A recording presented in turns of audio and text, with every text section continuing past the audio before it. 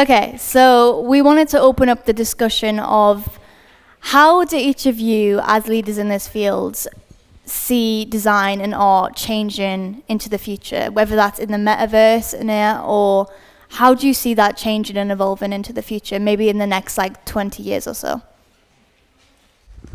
Well, since my aesthetic research, as you can see, it's based mostly on lo-fi, wireframe, and it's really niche. I could really see a trend when I started doing when I started performing in this particular style 5 years ago. People, especially in 3D and VR, were looking at my works, minimalist in wireframe, black and white, and or point cloud, and they were looking at them and going like, yeah, but it's not finished, And I was like, no, but actually this is the style, it's a minimalist style. So until 3-4 years ago, people were still expecting from the aesthetics of virtual assets and virtual reality something cartoony or something totally photorealistic. It is still the case, and so we are going to see a lot of production in that direction. But the way I see it, the trend that I see emerging is the emergence of new styles and new graphical let's say, directions and styles that are more native to the metaverse. So I'm looking forward to see, and I think what comes out, and I think that we are going to see stuff that we've never seen before. Cool. I've got to address the controversy now, which is that I think a lot of people going into the future, when we talk about how much imagery and art can just be generated now, a lot of people have concerns for authentic art. Do you feel like we'll be seeing more AI generated art?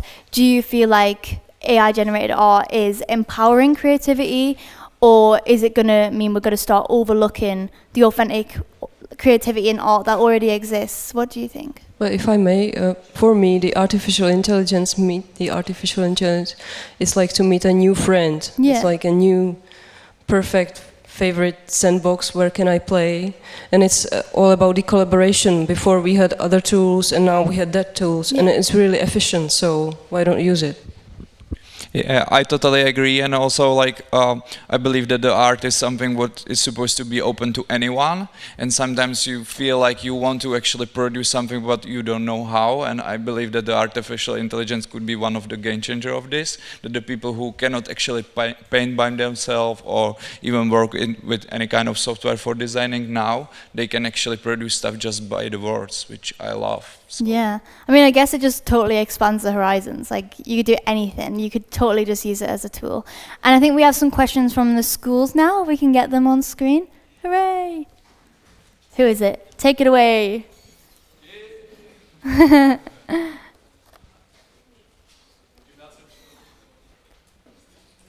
Who is it that has the question? Do we need to unmute you?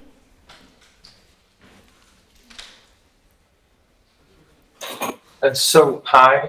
Hello. My question is, do you think that metaverse from Meta is heading in the right direction? You know the Meta, Sorry, can you repeat that, please? do you think that metaverse from Meta is heading in the right direction? I think that's the question for Mr. Liefant. Well, definitely Meta is positioned in a perfect place to start the metaverse, because they already have a metadata verse. They already know through their vast array of softwares and services who you are, what you like, how many, which pictures do you like the most, what do you would like to buy rather than not.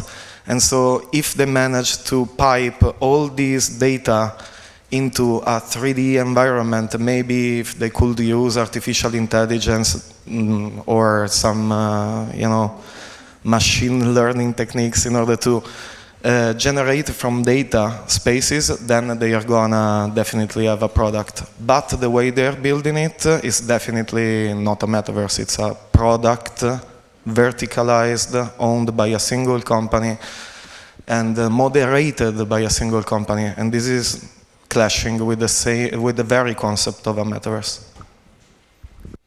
Do we have any more from the online schools, or are we good?